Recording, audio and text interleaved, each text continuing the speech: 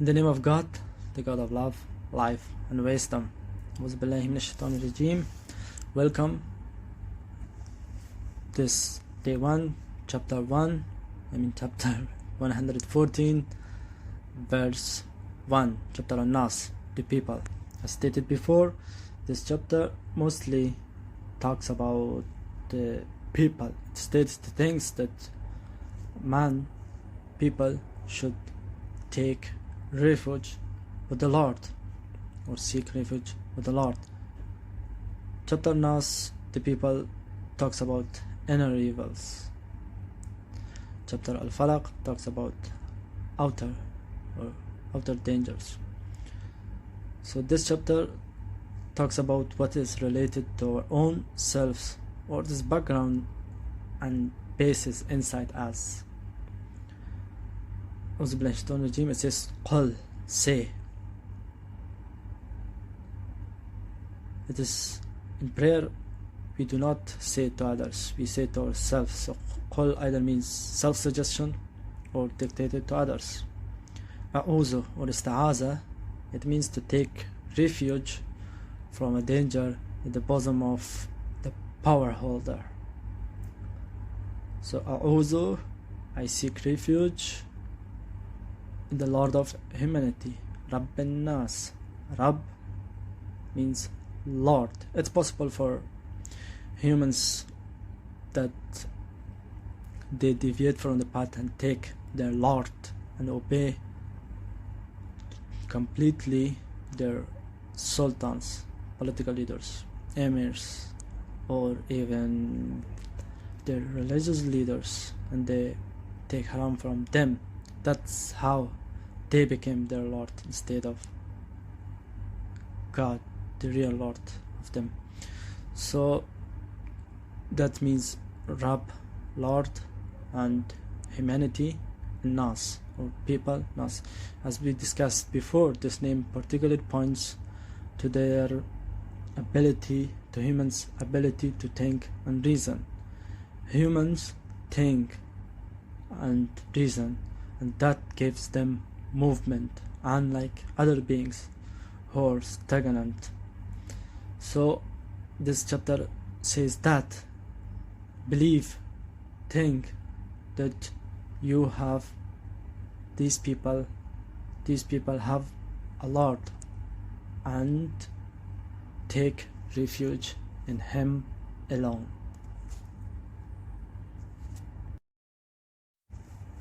I seek refuge in the Lord of humanity.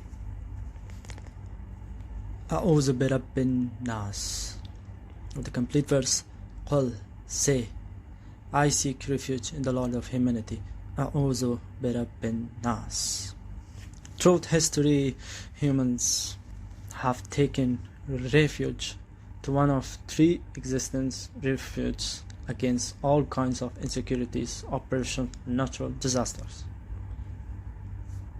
Depending on the situation, time, and place. For example, if one like their rulers, political powers, their owners, economic power, or religious guardians, religious power.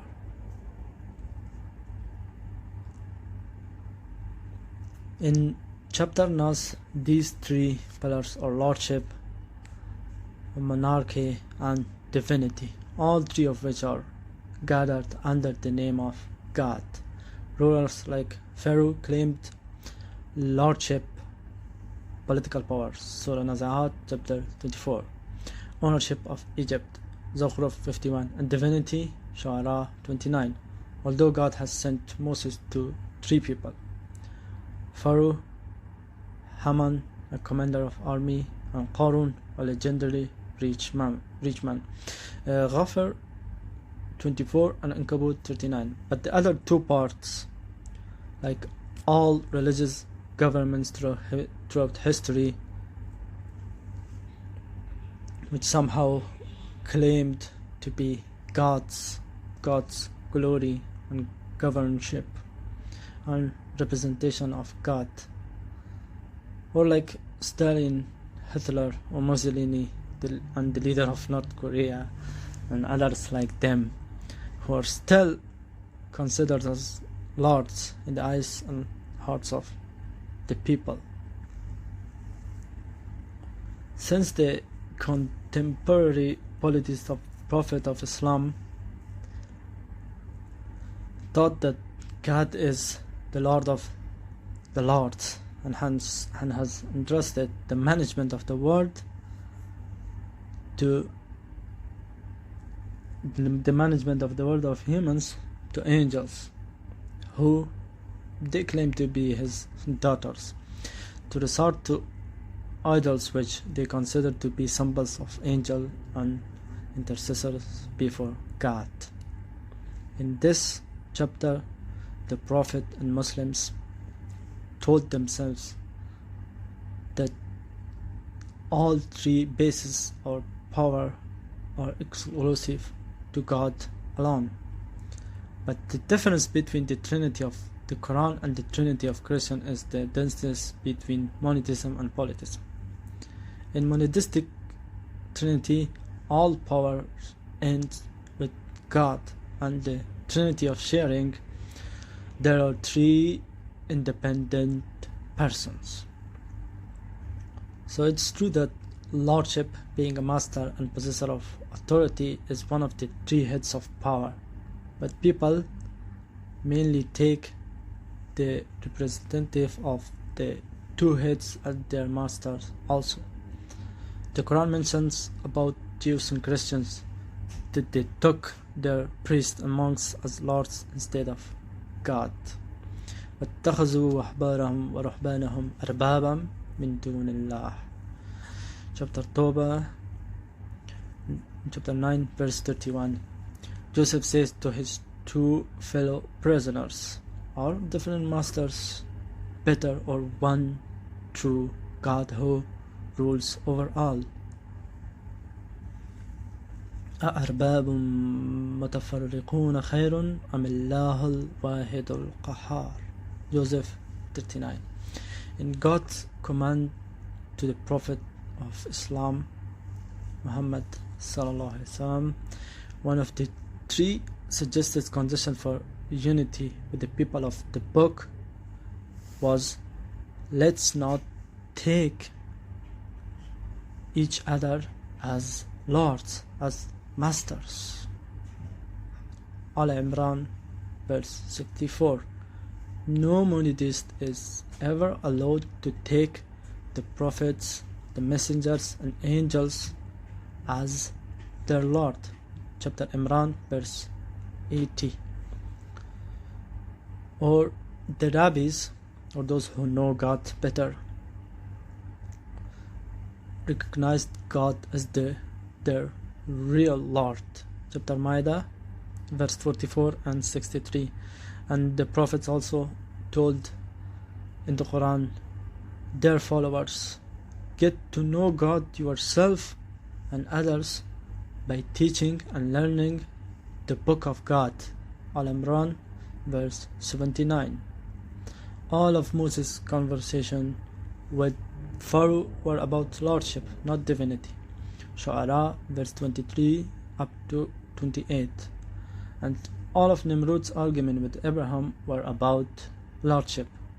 Chapter Baqarah verse 258. Statistically speaking, the name Lord after the name of Allah is used alone equivalent to all other names of God in the Quran, minus Allah or God, which Allah means Arabic, is Arabic, and in the English it means God. Is an Arabic name for God, but Christians and even Arab Jews use it. The name Rabbi from the root Rabba, meaning the one who has the authority and master of administration, or manager, or boss, has been repeated 980 times, and from the root Rabba, meaning the educator and uplifter, 20 times, a total 1000 times in the Quran, equal to the name of God, Lord in the supplication.